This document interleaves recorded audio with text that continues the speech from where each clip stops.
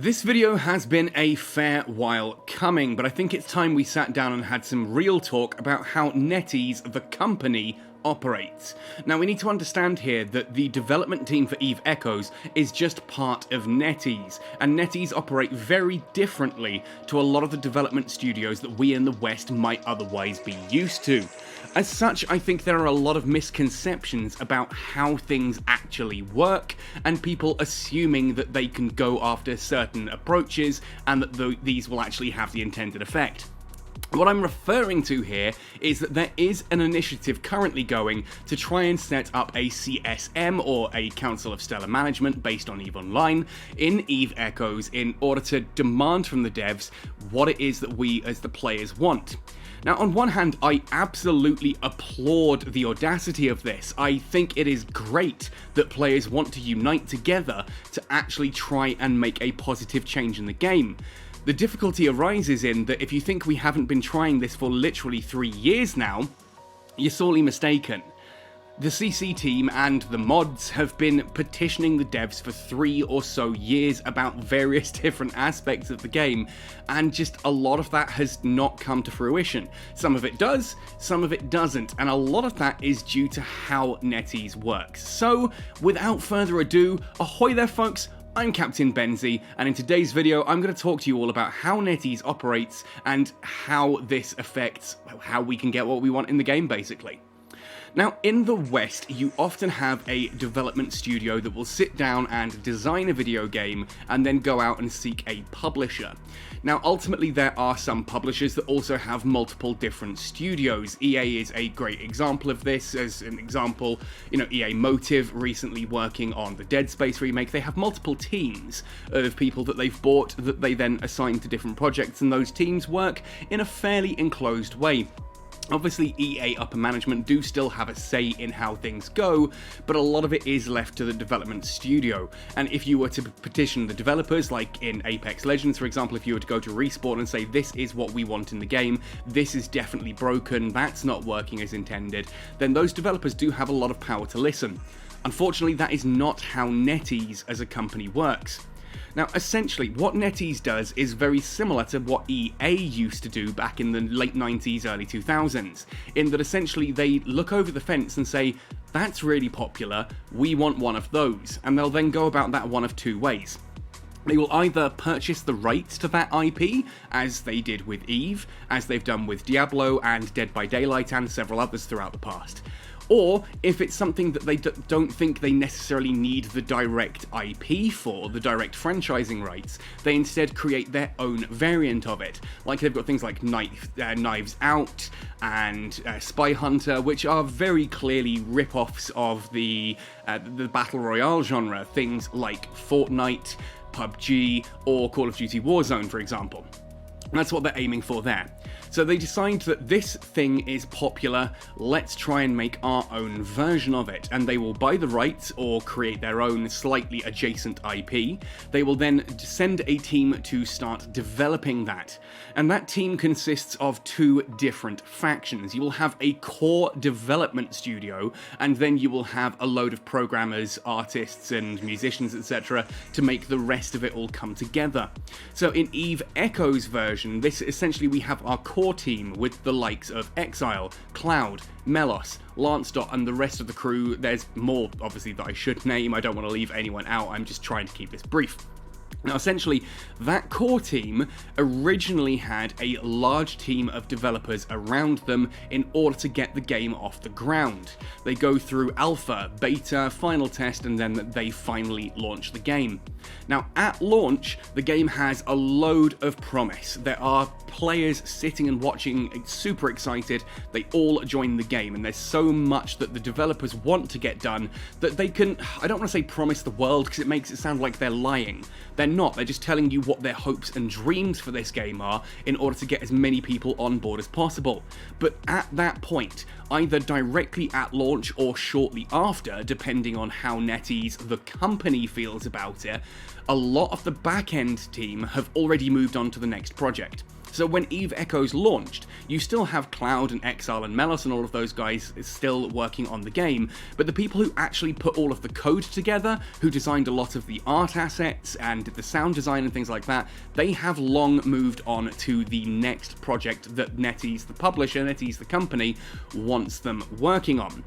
That core team then sits with the player base and decides upon direction for new content. So they sit there and they will brainstorm and come up with new ideas as to how they want to expand this game, how they want to fix any of the problems that are already cropping up, that kind of thing. But it's not ultimately up to the developers what happens at this point. That core development team is just there to design new elements and ideas, but they then have to take those ideas to kind of a requisitioning team that is part of the NetEase company. You'll notice that it's not like when you open up the game, it doesn't say NetEase and then the Eve Echoes studio. It's all part of the same company, but there's just one core team that does all of the design work, and then there's kind of like a requisition team that the developers will go to and present their ideas. NetEase, the company, then looks at all the different ideas that they're getting from the multiple different games that they cover and will assign teams. They will yay or nay, they will approve or deny the different project ideas and then assign staff to work on that. If you're wondering why a lot of the things that happen in Eve Echoes don't necessarily tie into previous content or don't make sense in certain ways, I'm not talking about typos here or translation errors, I'm just talking about how sometimes things are quite jarring. Like you can have ideas and concepts that just never go anywhere. That's why, because it's a completely separate team working at it at that point. It's a different group of people who've been brought in to do the artwork, the sound design, and actually program all of this together. They're just working to a design brief that at this point is no longer even in the developer's hands. Like Melos and Exile and all that will have helped to write that design brief, but ultimately the final rubber stamp comes from the requisitioning team. I don't know what they're actually called, so I'm just referring to them as the requisitioning team. Now, what this means is that it's ultimately not even in the devs' hands what actually happens in the game. Basically, those core devs have to almost beg for funding, if you want to think of it that way.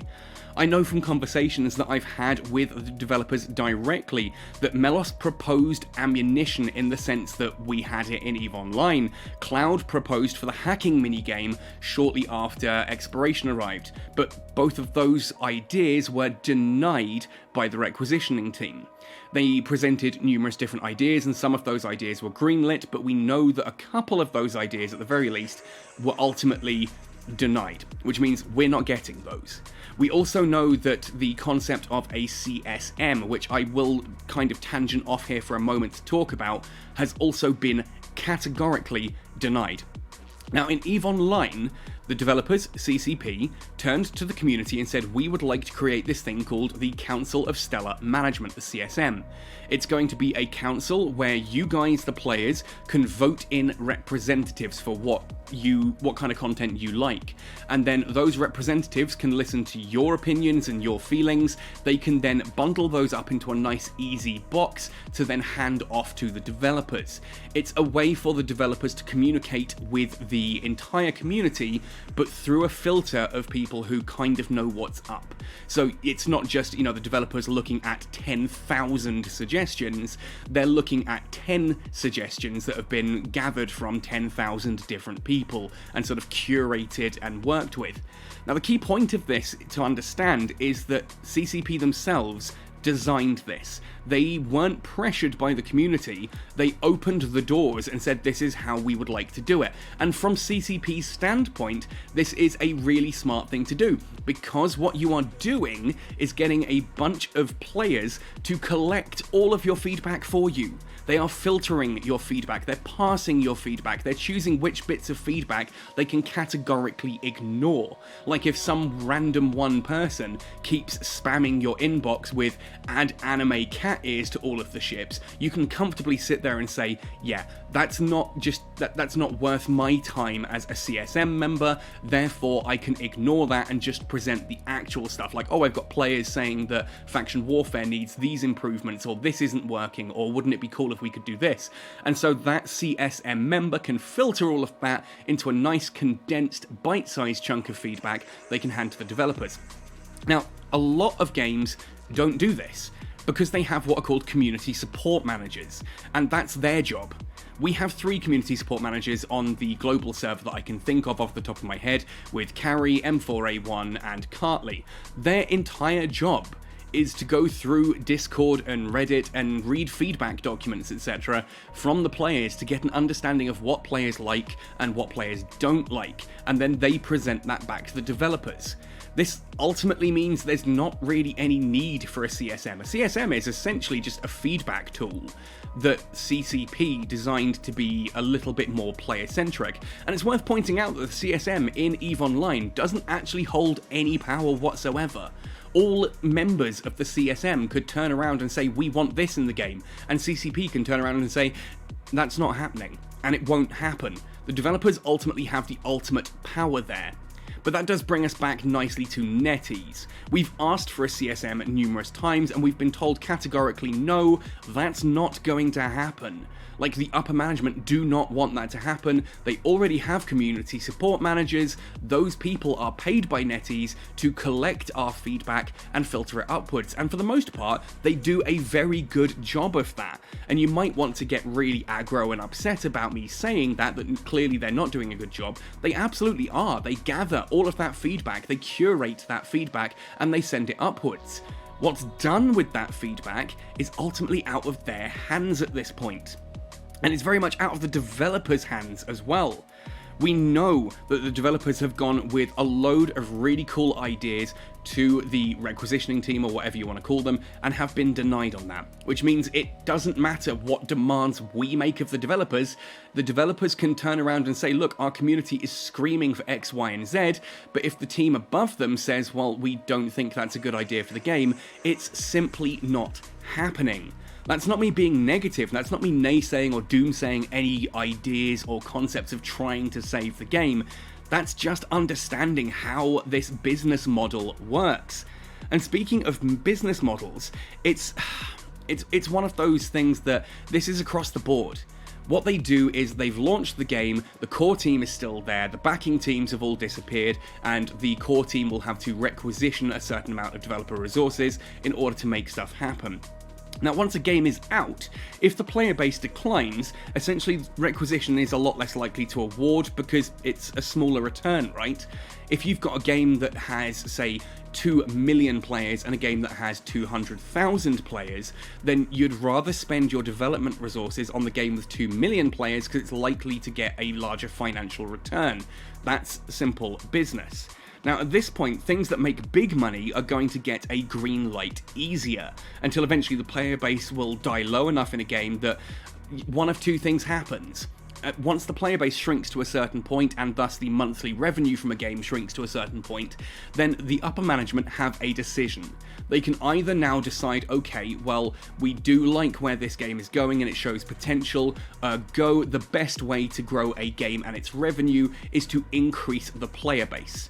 We were having this discussion on voice chat on the official Discord a couple of days ago, and I was categorically told that I was an idiot and I clearly had never run a business, because I was told that the only way to improve profits is to put your price up, which is categorically untrue. It's not the only way, and 100% in gaming, it's the worst way. In a lot of businesses, it's the worst way. The example I've given of this is if you own a restaurant and you're not getting enough footfall into your restaurant, that you're not really making enough money, then putting your prices up is literally the worst thing you could do, because it means those people who were on the fence about coming to your restaurant look at the menu and go, no, sorry, I've been priced out. Your existing restaurant fan base, the people who are coming in every week or every month with their family, are going to look at this and go, no, it's getting too expensive, I can't afford to do this anymore, and thus they leave. And most importantly, anyone else who just walks past the front door, looks at the menu and thinks, oh, this place looks kind of schmancy, let's see what they're like, looks at the menu, has a heart attack, and goes away. By far the better thing to do is to just find ways to draw players in. Now that can be advertising, but ultimately if you are advertising your product and people are walking through the door and then going, nah, this isn't for me, that's just wasted money. So advertising Eve Echoes in its current state, not a good plan, because it's so hostile to new players that when like all these people see the adverts, they're just going to download the game, open it up, and then bounce straight off it and uninstall it again.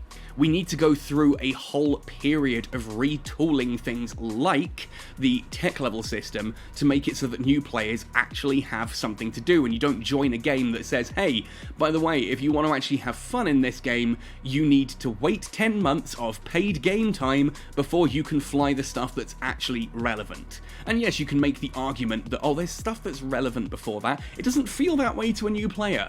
They see that everyone is flying Tech 10 ships, everyone else has a major step up on them, and suddenly the mobile game that was supposed to be the easier way into the EVE universe is actually more hostile than the PC version of the game. I've said this a lot recently, that I can log into EVE Online right now for 15 to 30 minutes and feel like I've achieved something meaningful, whereas EVE Echoes demands me to have my phone logged in, doing endless amounts of stuff, to feel like I've achieved anything. And that's a bit of a weird flip considering where the game was at launch and where it ultimately is now. Now, so that's one of the options. As the game starts to die, as the player base starts to decline, upper management may decide this game has prospects. It has a lot of potential as to where this could go. We need to find a way to get new players in. Unfortunately, what is far more likely to happen is that they simply say, well, the player base has died low enough, so we're just going to shutter the game due to lack of interest, because server costs and paying for developers, etc. just really isn't worth it at this point. Ultimately, NetEase follow trends, and they spin a lot of plates, and they move different teams to keep those plates spinning. There'll be one core team that comes up with new ideas for a game, but ultimately it's a whole load of different actual groundwork developers, of artists, of sound designers, etc., that are moved around between multiple games in order to make those concepts decided by the main team, by the core team. It's up to those small teams to actually make that work, you know what I'm saying? But does this mean that EVE Echoes literally has no future? Well, it's not quite that simple either. I was recently sent a graph that was global revenue of the leading mobile gaming apps published by NetEase Games in February of 2023, and in February, the top game that NetEase publishes was Knives Out. And that was making upwards of $7 million per month. That's a lot of money. EVE Echoes is 6th on that list, and it makes $200,000 a month. So we're looking at 7 million compared to 200,000. Now 200,000 isn't a lot. Now, it's not huge. It's enough to keep a game open, but it's not huge. And this does now mean that, remember, that revenue is split between the global server and the Chinese server, and we know the Chinese server is doing a lot better than the global server in terms of player count. We know that the Chinese server is actually thriving at the moment, and it's the global server that is having issues, because we don't stand for the same crap the Chinese server does, because they're happy to accept, oh, this is just normal, whereas we look at someone saying, this is just normal for mobile gaming, and we respond to that with, why is it normal? Why should we accept this? This game has so much potential and promise. Why should we accept the enshittification of this product just because, oh, that's normal? We should be railing against normal. The entire point of EVE Echoes is that it is not a normal mobile game. It's something special. And by sitting there going, oh, it's normal, and just hand-waving it away, what you're saying is, I'm happy with EVE Echoes losing all of the stuff that made it unique, and I'm happy with it just becoming the same crap as every other mobile game. And the Western server, the global server, doesn't really think of it that way. We are like, no, we want this to be a good product. Whereas China's just like, hey, it's cool, let's have some fun. And that's a different perspective to how the games are designed and played. The point I'm getting at, though, is that $200,000 in February. That's not a lot of money, and the majority of that is going to have come from the Chinese server.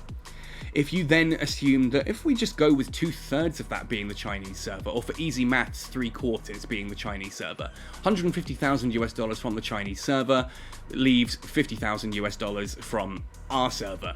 Now, the second we start petitioning whales to stop spending, upper management just look at the game and go, well, why are we keeping these two servers open? Like, these guys are spending money and enjoying the game, these guys have stopped spending, so sorry, we're just going to shutter the servers due to lack of interest.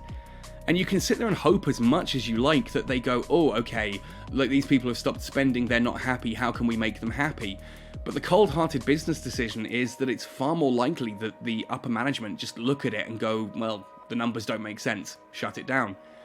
So is Eve Echoes doomed? Not necessarily. Unfortunately likely, though. That's kind of the problem here. That on one hand, it's not necessarily doomed. It's not like, oh yeah, absolutely, there is no hope whatsoever. The simple point, though, is there's nothing that we as the players can do. Absolutely nothing. Because if you petition Wales to start boycotting the game, you run the real risk of the global server just being shut down. Of genuinely us just losing everything. But equally, we have no way of actually influencing the game other than that, because we can go to Melos or Lancedot or Exile or Cloud or whoever and say this is what we want, and they can say, yeah, it's what we've wanted for a long time too, but we're not allowed to do that. We've asked and we've been told no. And that's basically what that comes down to. So this whole movement of trying to set up a CSM in EVE Echoes misses one key point, which is that the CSM in EVE Online was set up by the developers as a sort of as a feedback tool, whereas in EVE Echoes you're just going to create a group of 9 or 10 people who have a overinflated ego at this point because they've been voted in by the community, that are going to rock up to a set of developers that have no power and then demand to be listened to. And the developers are just going to sit there and go, well, first of all, who are you? And secondly, I can't do what you want me to anyway.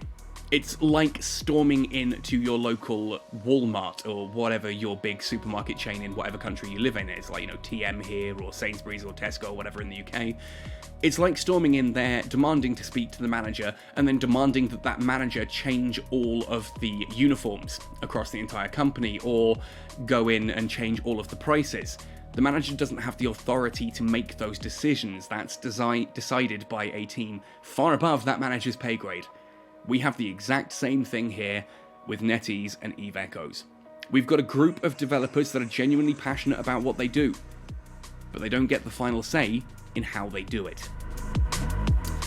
And that's not exactly the ultimately happy ending that I would have hoped for a video like this, but it is something I feel needs to be discussed and spoken about, because I'm tired of trying to tell people this and being shut down as, oh, you're just being negative. No, I'm not. I'm being a realist. You need to understand how this business operates.